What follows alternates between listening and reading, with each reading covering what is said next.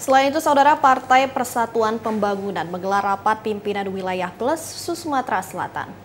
Rapat ini diselenggarakan untuk menginstruksikan seluruh pengurus, kader, dan simpatisan untuk memenangkan paslon yang diusung pada Pilkada serentak 2024.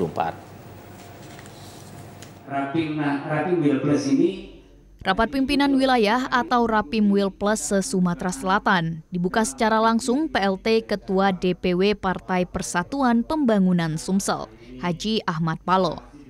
Rapimwil ini digelar untuk membahas terkait momentum yang dihadapi partai politik dalam pelaksanaan Pilkada serentak 2024.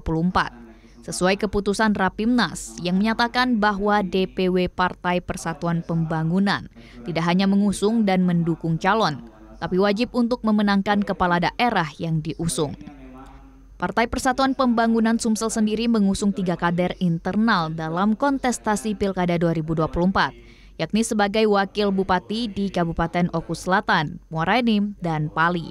tentu strategi akan kita bahas malam ini, bagaimana sesuai dengan, tentu kan tidak bisa sama antara karakter satu daerah dengan daerah yang lain. Kita memiliki 17 kabupaten kota yang tentu karakter masyarakatnya berbeda, tentu sesuai dengan karakter daerahnya masing-masing. Itulah strategi yang nanti akan kita sampaikan ke kandidat yang akan kita usung, kita diskusikan secara bersama untuk memenangkan kandidat yang kita usung. Kita memiliki 3 kader internal partai yang kita majukan dalam Pilkada Oku Selatan, wakil, Muara Enim wakil, dan juga Pali.